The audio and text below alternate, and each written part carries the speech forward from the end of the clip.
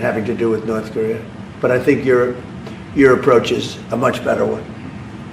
네, 그렇게 하도록 하겠습니다.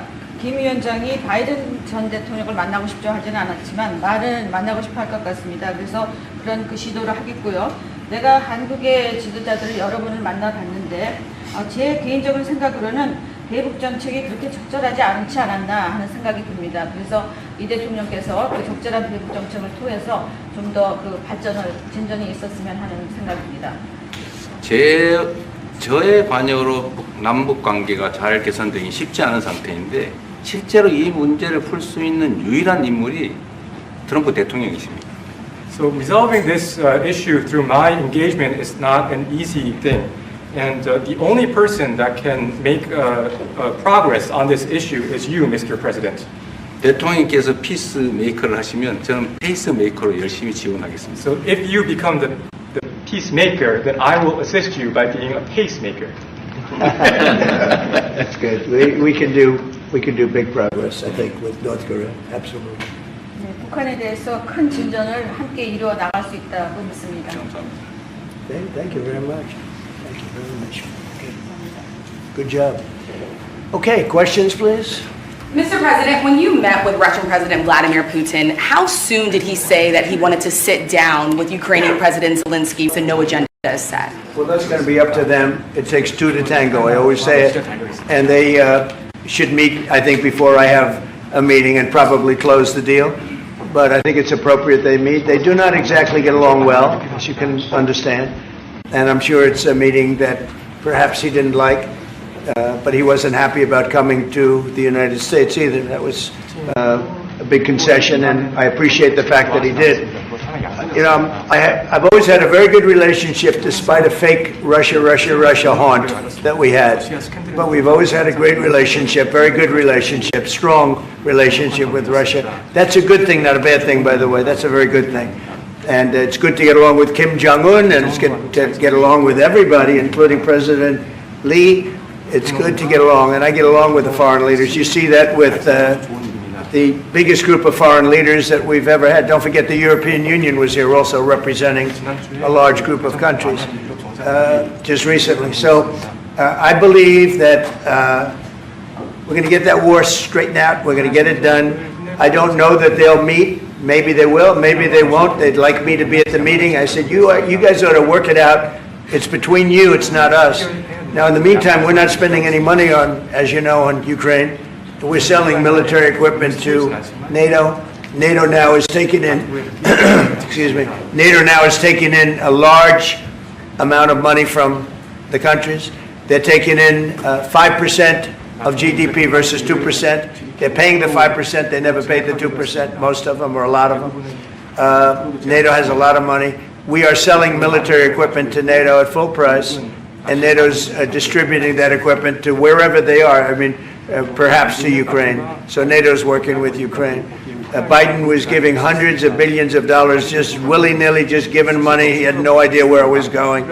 It was terrible what was happening. So we're not involved anymore in terms of the cost. We're in for $350 billion. As you know, I also got the rare earth deal done with Ukraine, which was worth much more than the $350 billion. But I'm not interested in the money so much, even though we've done a great job in that regard. I'm not interested in that. I'm interested in stopping a war where last week 7,109 soldiers died, both Russian and Ukraine. It's such a waste of life and humanity. They're not from this country. They're not from any other country other than Ukraine, for the most part, other than Ukraine and Russia. But it's a very important thing to me to stop it.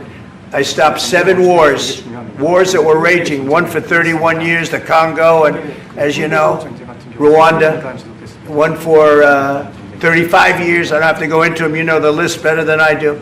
But we stopped a lot of wars, including, you think about it, India and Pakistan, which was probably 2 weeks away from being a nuclear war. They were shooting down airplanes all over the place. So I'm very proud of that. I thought this would be, in many ways, the easiest way. I have a very good relationship with Putin. I thought it would be the easiest one to stop, and it's really not. It's very complex. It's very personal from their standpoint. There's tremendous dislike personally between the two men. and we're going to have to straighten that out. But I would like to see them meet first. They'd like me to be there. I may be there. I may not. I'll see. But I wanted them to work out their differences first because it is ultimately between them. And when that happens, I think we'll get an end. Maybe they meet, maybe they don't. How long are you willing to let this play out? And if they don't meet, will there be consequences, and how soon for Russia? Yeah, there could be very big consequences, but we'll see what happens. There might be very big consequences because this is something that has to end. This war would have never taken place, and for 4 years it didn't take place. But if I were president, this war would have never taken place. There has not been a war like this since the Second World War. This is the biggest thing that's happened in terms of warfare, wars. It's a whole new form of fighting. It's a drone fighting. It's a drone war. No, a drone war never existed before. And we're actually studying it from the standpoint of Pete Hegseth and everybody. We're studying it and studying it very carefully. This is a whole new form of war, but it's a violent war, and there has been nothing like this since the Second World War. So we'll see what happens over the next week or two, and at that point I'll step in very strongly, and if I have to be there, I'll be there. And we'll either have a deal or we won't. But a lot of people are dying, and I want to get us. Mr. President, Kim Jong-un wants to meet. When do you want to meet with him? With who? You said the North Korean leader wants to meet. How soon would you? We want to have a meeting. I like to have a meeting. I get along great with him. You know, you were there. We even had a press conference. He had his first press conference. Kim Jong-un had a press conference. This was a little different press conference. I said, have you done a press conference before? No. And you know what? He did great. It was a great press conference, actually. It was historic. I doubt he's done one since. But I said, would you like to meet the fake news?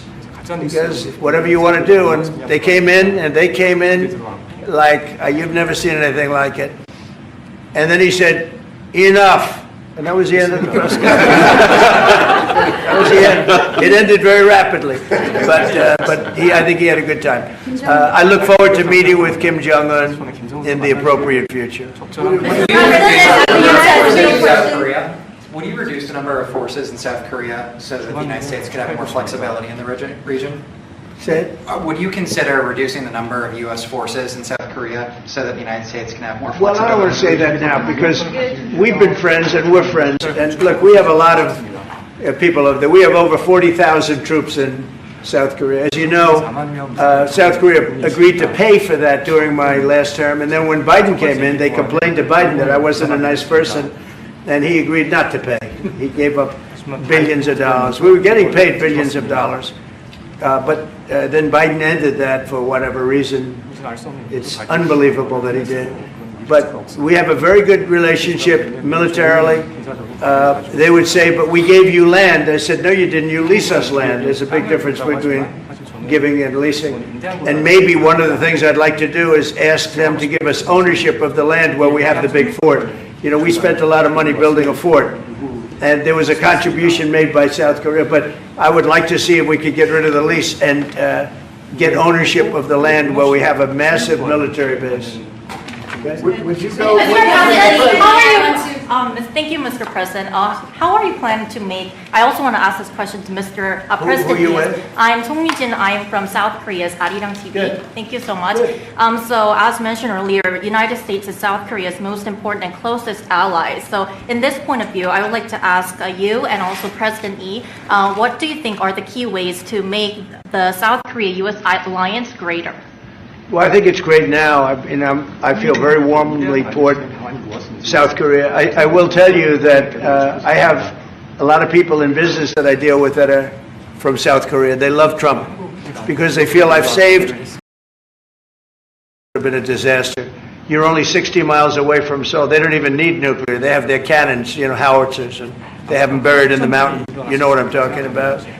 And I think you would have had, if I didn't win that election, if Hillary Clinton, crooked Hillary, won that election, I think you would have had a nuclear war. It would have taken place, and it would have been horrendous for everybody, including them. It would have been very bad for them because we would have had to enter the picture, and we are the most powerful nuclear country in the world by far. Russia's second, China's third. China's going to catch eventually, 5 or 6 years. They're working to catch. One of the things we're trying to do with Russia and with China is denuclearization.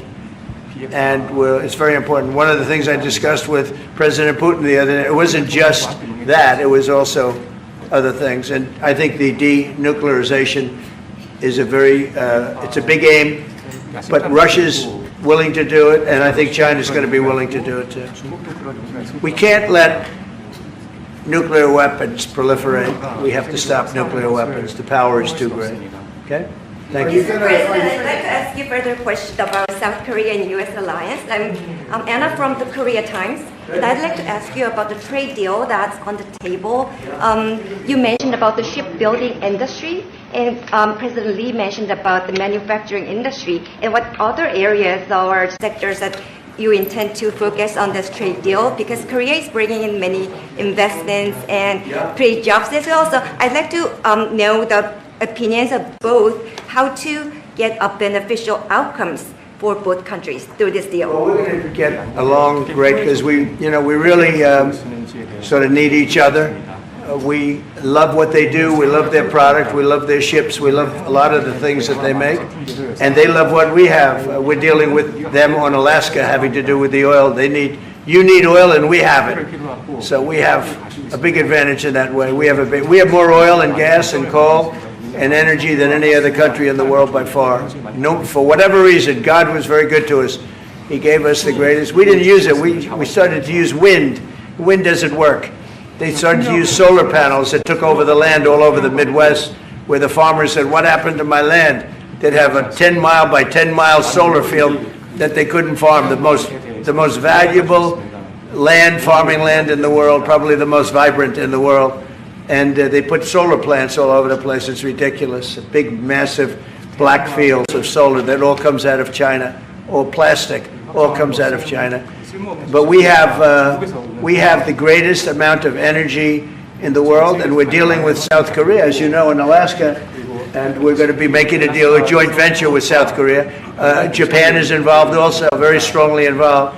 So we have Japan and South Korea, and we're actually the closest. It seems like quite far away, Alaska, but actually it's right up the little ocean, right up the little Pacific Ocean. It's actually pretty close, relatively speaking. But we have more oil and gas and coal than any other nation in the world by far, and we're going to use it. And that's the thing that South Korea, I think, most wants from us, I would think. Mr. President, would you go back to the DMZ to meet with the North Korean leader? Say it. Would you go back to the DMZ to meet with the North Korean leader? I loved it. Remember when I walked across the line and everyone went crazy? Especially Secret Service, I would say they were going crazy. And I looked into those windows, the windows, the glass, that you could only see if you looked direct, because there was all sorts of stuff. But I looked in and I saw more rifles pointing at me than you could. There were a lot of rifles in that building. The Secret Service was not happy. You know the buildings I'm talking about? The two blue buildings on each side. And I walked up the middle and I looked in the window and I saw more guns in that room than I've ever seen in my life. I looked at the other side and it was the same thing. And yet I felt safe. I felt safe because I have a great relationship with Kim Jong-un. I hope it stays that way. I think it will. I have a very good relationship. I understand him. I spent a lot of free time with him, talking about things that we probably aren't supposed to talk about. And, I get along with him really well. I think he has a country of great potential, tremendous potential. Is it possible you meet him this year or maybe next year? Well, I'm meeting a lot of people. I mean, it's hard to say that, but I'd like to meet him this year. President Xi would like me to come to China. It's a very important relationship. As you know, we're taking a lot of money in from China because of the tariffs and the different things, and it's a very important relationship. We're going to get along good with China. I hear so many stories about we're not going to allow their students. We're going to allow their students to come in. We're going to allow. It's very important. 600,000 students. It's very important. But we're going to get along with China. But it's a different relationship that we have now with China. It's a much better relationship economically than it was before. With Biden, boy, what he allowed they just took him to the cleaners. You know the expression? They took him to the cleaners. I'm sure they have an equal expression in South Korea, but they took that guy out for a ride like nobody's ever been ridden before. Terrible. But we have very strong relationship, Howard, I would say, economically with China now, getting much better. They have to give us magnets. If they don't give us magnets, then we have to charge them 200% tariff or something, you know. But we're not going to have a problem, I don't think, with that. I think that's perhaps behind us. You know, China intelligently went and they sort of took a monopoly of the world's magnets. And nobody needed magnets until they convinced everybody 20 years ago, let's all do magnets. There were many other ways that the world could have gone. But so it'll take us probably a year to have them. We're heavy into the world of magnets now, only from a national security standpoint. But we have a powerful thing. It's airplane parts. They have many Boeing jets. You know, they had 200 jets that didn't fly. And I've sent them all, based on his word, I sent them all of the parts so their planes can fly. I could have held them back. I didn't do that because of the relationship I have. And their planes are now flying. You know, we had 200 of their planes were unable to fly because we were not giving them Boeing parts purposely, because they weren't giving us magnets. Therefore, we weren't giving them. But we have a much more powerful thing, that's tariffs. If we wanted to put 100%, 200% tariffs on, we wouldn't do any business with China. And, you know, it would be okay, too, if we had to. But the magnet situation, we have tremendous power over them, and they have some power over us with magnets. We're going to have a lot of magnets in a pretty short period of time. In fact, we'll have so many we won't know what to do with them. But you know the story. It's a very interesting history with magnets. And it really is because presidents, not being business people, they allowed that to happen. And they shouldn't have. But we have much more.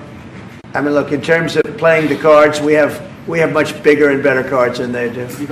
But with that being said, I think we have a great relationship. I spoke to President Xi fairly recently, and at some point, probably during this year or shortly thereafter, we'll go to China. And I think we're going to see a magnificent sight. It's a great country. Mr. President, on the National Suppose Guard. you and President Lee actually are planning to go to China. You mentioned either this year or next year. Could you please share more details about your plans going to China? And also President Lee, I think... Well, maybe we'll go together. Do you want to go together? We can share a plane. We'll save energy. We'll save a little, you know, the ozone layer. Remember President Obama used to talk about the ozone layer, and then he'd fly to Hawaii to play around the Gulf in a 747. Mr. President, on the Accept national. the invitation, Mr.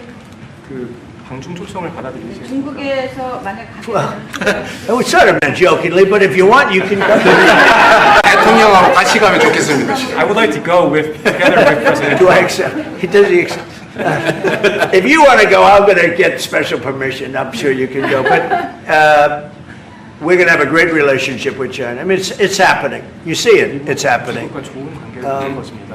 They have some cards. We have incredible cards, but I don't want to play those cards.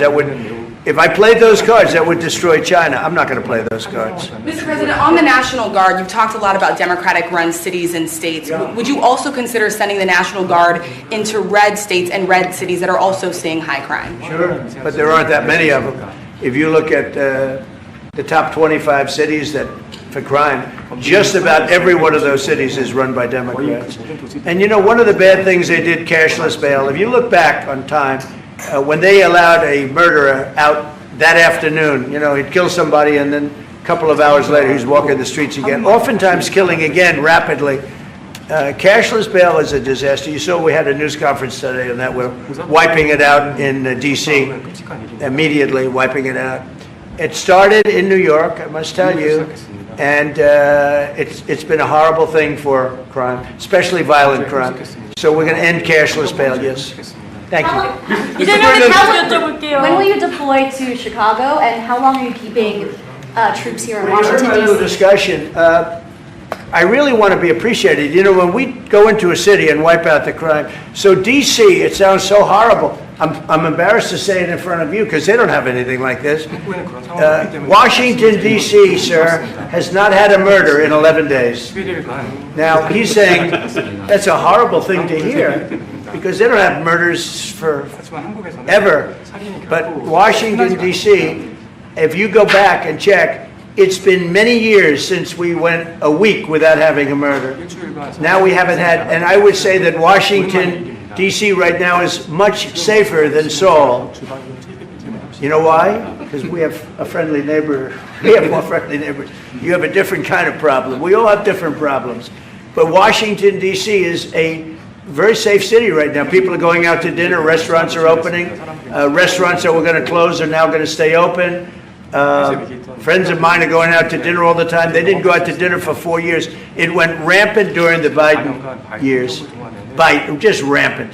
That's why Susie is very close to the mayor and has a lot of respect for her, but I view it maybe a little differently because the mayor would say that it's gotten better for 30 years, it's gotten better. No, it's gotten worse.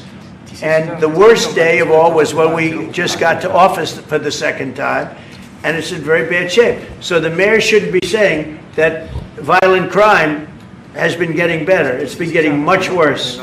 And the day I took office, it was the worst. Por primera vez en la historia están convergiendo dos grandes innovaciones. Por un lado, la inteligencia artificial que lo está cambiando absolutamente todo, puestos de trabajo e industrias de la A a la Z. Y por otro lado, las finanzas descentralizadas, que gracias a la tecnología blockchain y a la seguridad que aporta a las transacciones, estamos viendo una revolución espectacular en el mundo de las finanzas. Y en la mayoría de los casos, la gente todavía no se ha dado cuenta de las oportunidades que nos ofrecen. Déjame que me presente. Soy Ángel Pardo, fundador de MetaPro Academy, la academia de finanzas descentralizada más importante en habla hispana, y quiero invitarte a Finanzas Pro, un evento online y 100% gratuito donde van a participar los mayores expertos de esta industria. Ellos te van a explicar qué es lo que están haciendo a día de hoy, cómo están aplicando las finanzas descentralizadas a sus finanzas tradicionales y qué rentabilidad están consiguiendo gracias a esta nueva metodología de gestión del capital. Así que no te lo pierdas porque va a valer mucho la pena y sobre todo vas a salir con mucho conocimiento que vas a poder aplicar desde el primer día. Nos vemos.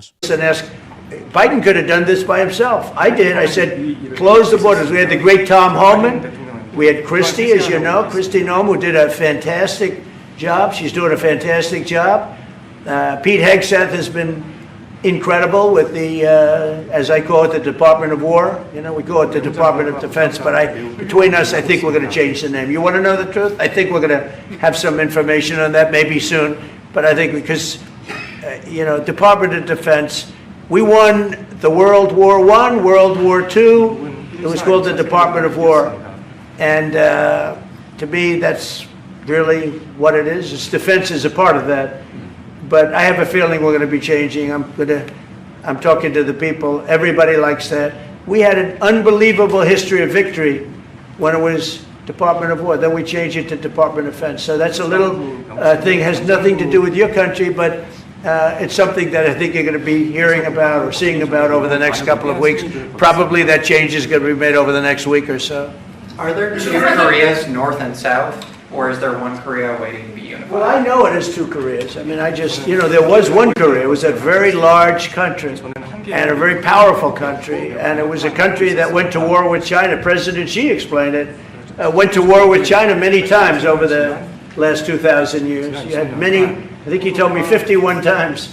So I remember I went to President Xi, I said, you know, we're having a problem with North Korea. Straighten it out, would you please? He said, well, we have been to war with them. And I think he said 51 times. But at that time, it was the whole of Korea. It wasn't, you know, North and South. And after he explained it, I said, all right, not going to be that easy. I guess you're right. But, you know, you had one Korea, and it was a very big, powerful nation. Now you have two big, powerful nations, but you have essentially a wall in between.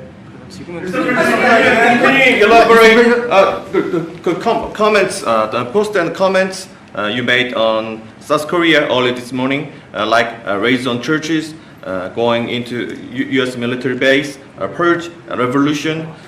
How do you think about it? 이재명 대통령께도 질문드리겠는데요. 저희가 이제 빛의 혁명이나 이게 내란 사태 극복하는 과정에서 이런 일들이 좀 벌어졌다라고 말씀하신 것 같은데. I heard from Intel that there was a raid on churches. We're going to talk about that later. I haven't spoken about it yet, but when we meet, and you know that would be too bad if that's the case. But I did hear that from Intel that there was a raid on churches, closing some churches. So we'll talk about that later. I could ask you now if you want. Mr. President, what conversation? Wait a minute, please, if you'd like. Because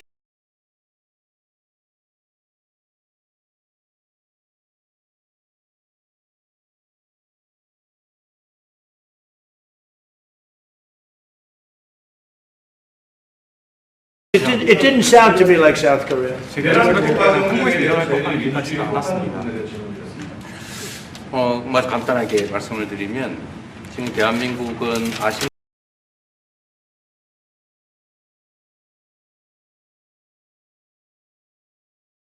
것처럼 친위 쿠데타로 인한 혼란이 이제 극복된 지 얼마 안 된 상태고 그 내란 상황에 대한 국회가 임명하는 국회가 주도하는 특검에 의해서 사실 조사가 진행 중입니다.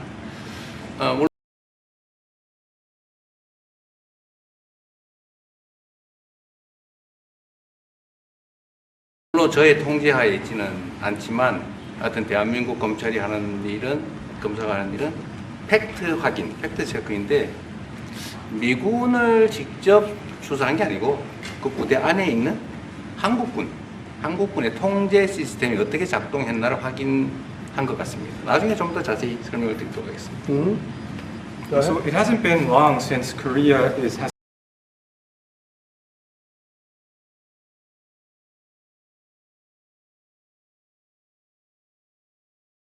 overcame the political turmoil following the self-coup by the former president. Currently, there is a fact-finding investigation by a special prosecutor that was appointed by the National Assembly. And this special prosecutor... Is his name Deranged Jack Smith, by any chance? They took him from our country. They put Deranged Jack. He's a deranged, sick individual. But go ahead. Go ahead. I'm only kidding. Maybe I'm not. And that special prosecutor is not under my control. And so the special prosecutor is conducting a fact-finding investigation.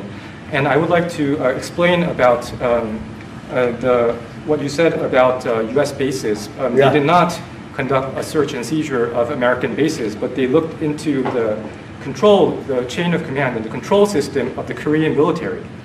Right. And I would be happy to That's okay. explain about this more in detail I'm sure it's, during our lunch meeting. I am sure it's a misunderstanding, but you know, there is a rumor going around about churches, raiding churches, so we'll talk.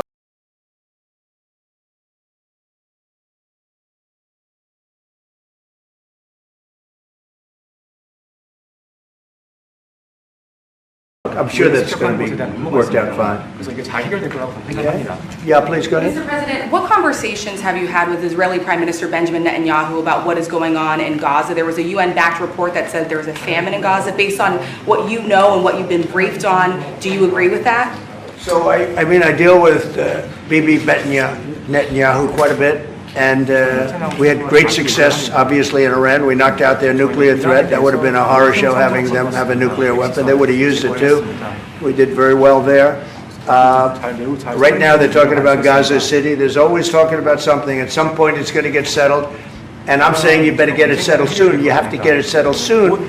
And that means, you know, nobody can forget October 7th. People forget October 7th. That was one of the most brutal. I've seen some terrible things, some brutal things. That was about as bad as it gets. And nobody can forget that. With that being said, it's got to get over with. It's got to get over with because between the hunger and all of the other problems, worse than hunger, death, pure death, people being killed. And, you know, I'm the one that brought back the hostages, and I did it with that gentleman right there, Steve Witkoff, and with Marco. All of us, the whole team, we worked together. Even the trade people worked on it with us. And we brought back a lot of the hostages. Now we're left with, would you say 20, Steve, or would you say it's less than 20? I hope it's 20. He hopes it's 20 because some could be dead. That's what he means, I assume. So we have 20, but there's rumors that some could be dead. It's a terrible situation over there, terrible, terrible situation. But it's coming to a head, it's coming to an end.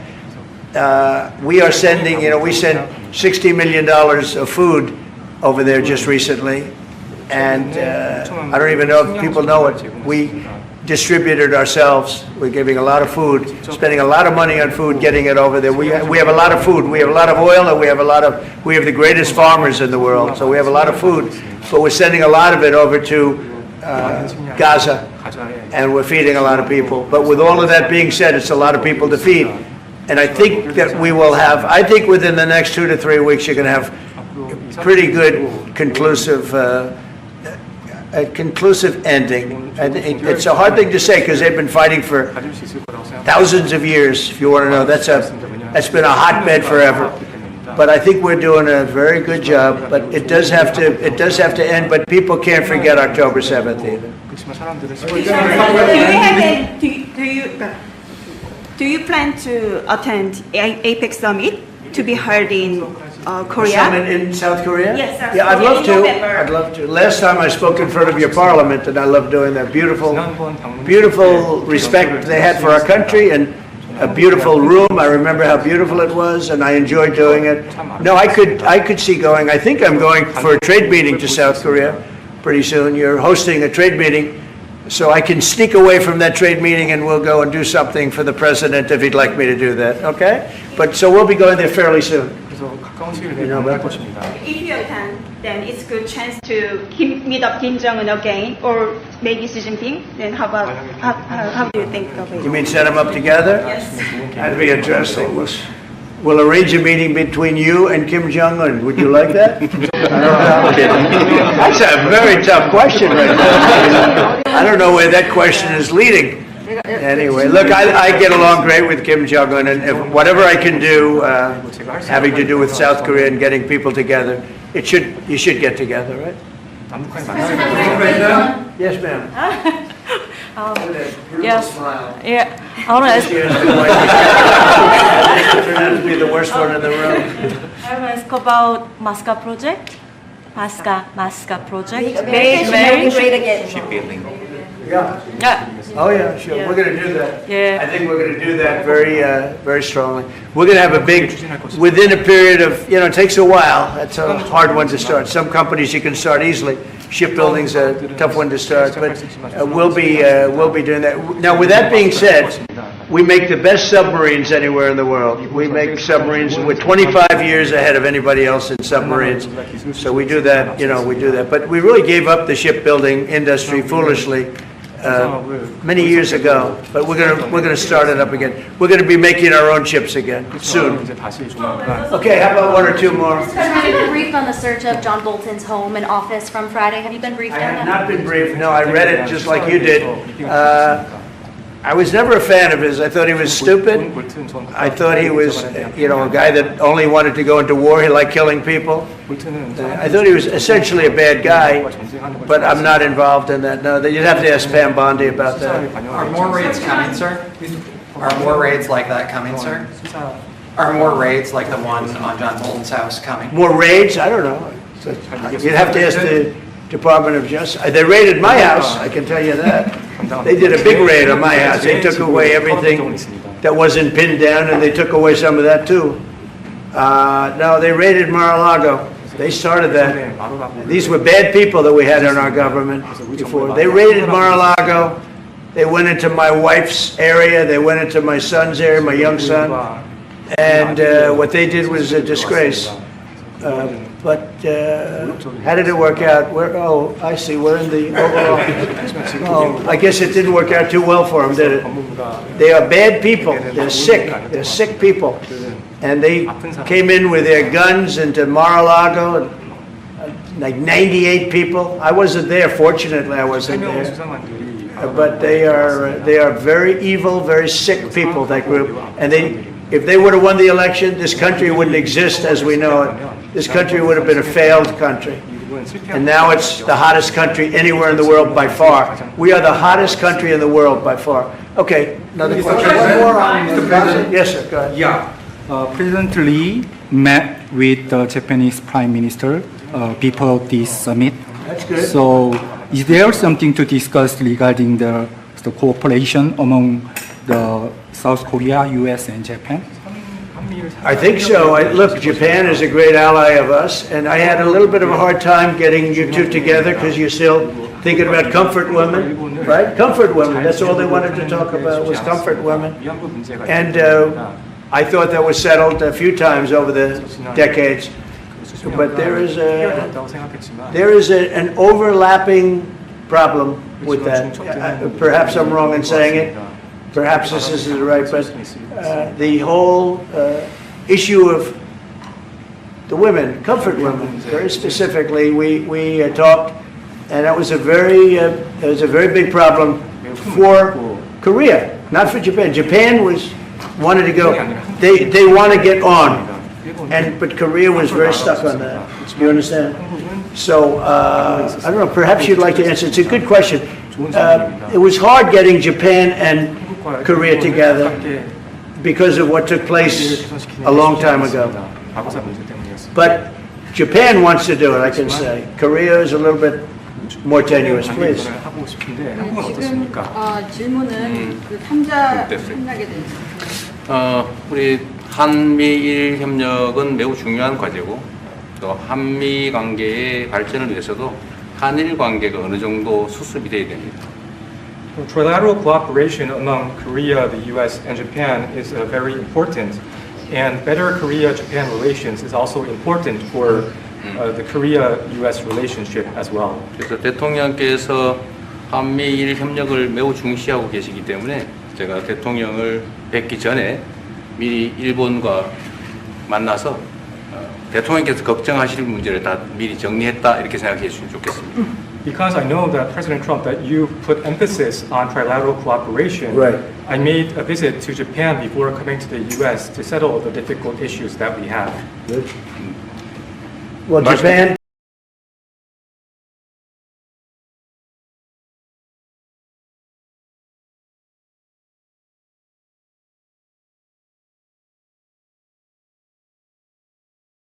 Japan wants to get along very well with you.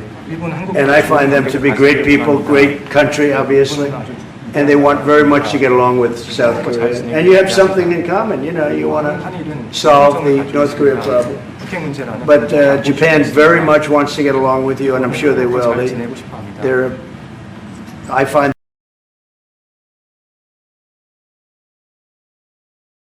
the people that I deal with to be wonderful people, as I do with you.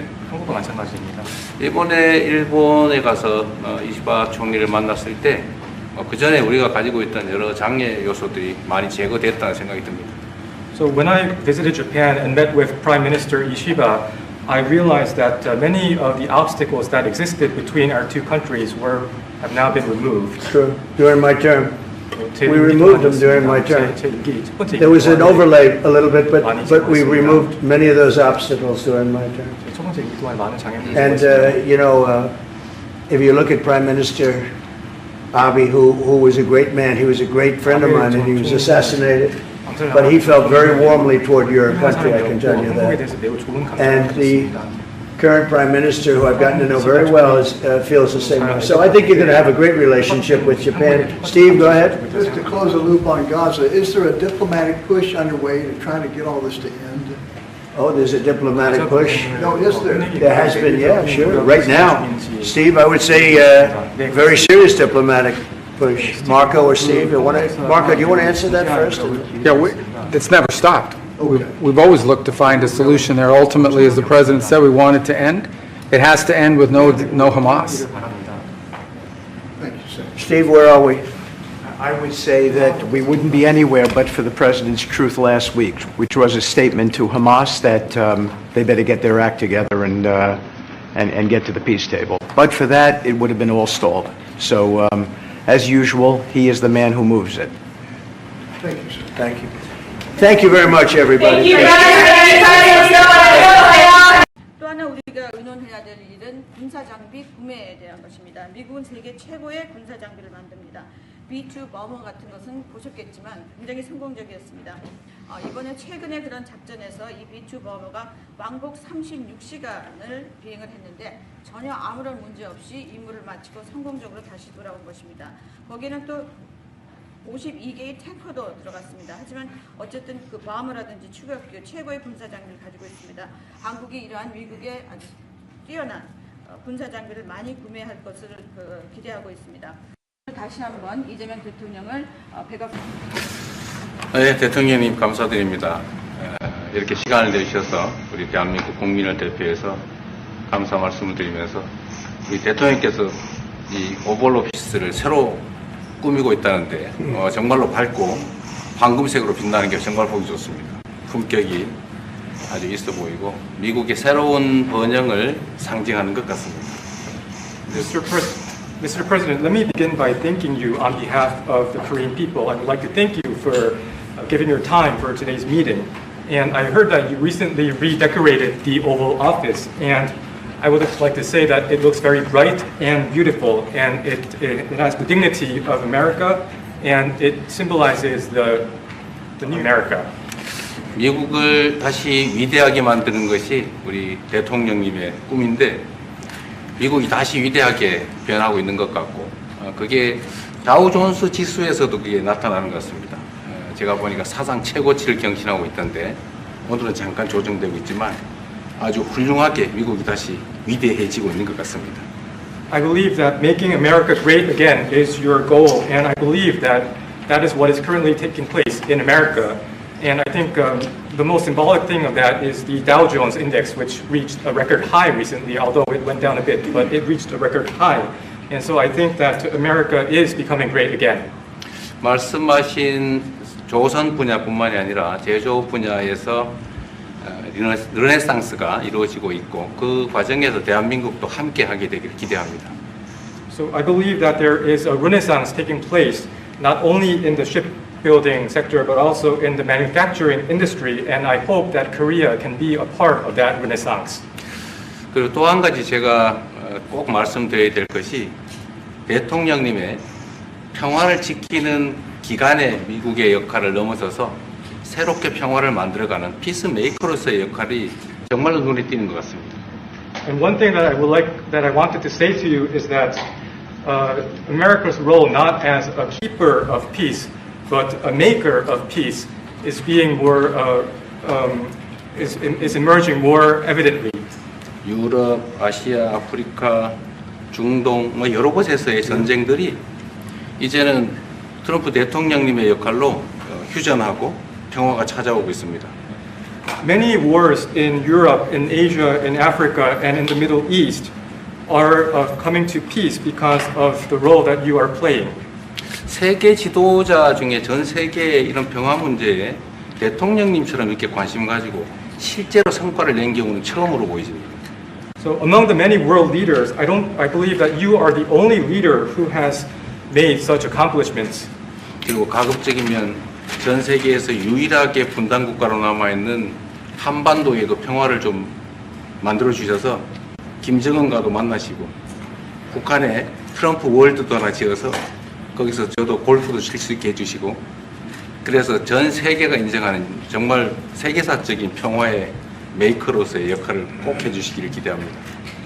And I would like to mention that the only remaining divided nation in the world is the Korean Peninsula, and I would like to ask for your role in establishing peace on the Korean Peninsula. So I look forward to your meeting with Chairman Kim Jong-un and construction of a Trump Tower in North Korea and playing golf at that place. 아마 기다리고 있을 것 같습니다. 기다리고 있을 것 같습니다. So, I believe he will be waiting for you.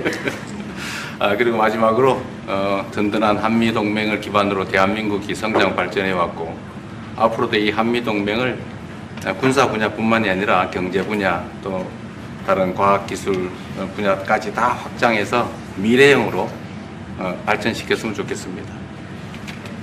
Korea was able to attain economic growth and development through our ironclad alliance. And going forward, I hope to develop our alliance into a future-oriented alliance that encompasses areas not only limited to security, but also the economy and science and technology. 대한민국 국민들은 트럼프 대통령님에 대해서 정말로 큰 기대를 가지고 있다는 말씀을 드리면서 다시 한번 이런 시간 내주셔서 감사드립니다. The Korean people have great expectations for you, Mr. President. Thank you once again for your time. Well, thank you very much. It's an honor to be with you. I will say that Kim Jong-un and I had a very good relationship, as you remember, and still do. And when I came in, I didn't know him. We had 2 summits, but we became very friendly. Respect. It was great respect. And it was not going to be that way had Hillary Clinton won the election. It would have been a disaster. But we think we can do something in that regard with respect to North and South, and I think you are much more prone to doing that than other leaders that I've been working with from South Korea. And we'll work on that. I think it's very good to work on that. If you remember, you were doing the Olympics and there was a great time of hostility with North Korea and you weren't selling tickets because nobody wanted to be blown up in the stadium during the opening ceremonies, right? And you were not selling tickets. And I was also at my formative stage with North Korea and Kim Jong-un, and we were a little bit going at it about Rocket Man, Little Rocket Man, everything back and forth, and it was really nasty. And then I got a call one day, and they wanted to get together, they wanted to talk, and we started talking. And then he said really brilliantly, he said, you know, the Olympics is going to be opening very soon, and we'd like to be a part of it. They actually put teams in it. You got along great. And by the way, immediately upon that phone call, you started selling tickets, and it turned out to be a tremendous success. So it went from being empty stadiums because people were afraid to go, because it was a target potentially, to a great success. And I was very proud of that. You had one of the most successful Olympics, and now we have the Olympics coming to the U.S., so we're very happy about that. But that was a great honor to get involved and make the Olympics so successful. 네, 대단히 감사합니다. 다시 한번 모시게 돼서 영광이라고 말씀드리겠습니다. 제가 김정은 위원장과 굉장히 좋은 관계를 가지고 있습니다. 그리고 현재도 매우 좋은 관계가 있습니다. 내가 처음에 취임하고 난 다음에 두 번의 정상회담을 김정은 위원장과 함께 했고 상당히 친해졌고 또 더 중요한 것은 둘 다 존경심을 서로에게 가지고 있다는 것입니다. 만일 힐러리 클린턴이 대통령으로 당선했다면 절대 그러한 상황까지 이르지 않았을 것입니다. 제가 보기에는 이재명 대통령께서 한국의 어느 지도자보다도 북한에 좀 더 문제를 해결하고자 하는 의지가 있는 그러한 대통령이라고 생각합니다. 그래서 어쩌면 우리가 함께 노력한다면 어느 정도 진전이 있을 수도 있겠습니다. 사실 그 한국에서 올림픽이 열렸을 때 북한 때문에 많은 사람들이 올림픽 표를 사지 않는 그런 현상이 생겨났었습니다. 그런데 김정은 위원장이 그때 사실은 김정은 위원장과 초기에는 제가 별로 사이가 좋았던 것은 아닙니다. 서로 로켓맨이라고 부르면서 주고받는 그러한 해프닝도 있었습니다. 그런데 어느 날 통화를 시작하게 되었고 통화를 하면서 그가 얘기를 했습니다. 한국에서 올림픽이 곧 열리는데 우리 북한도 참가하겠다. 그렇게 얘기를 했습니다. 그리고 그 통화 직후에 올림픽표가 많이 팔리기 시작했습니다. 그리고 한국의 올림픽은 올림픽 역사상 가장 성공적인 올림픽으로 지금 기록되고 있습니다. 또 우리 미국도 곧 올림픽을 주최할 예정입니다. 그래서 우리도 미국에서 성공적인 그런 올림픽을 주최할 계획을 가지고 있습니다.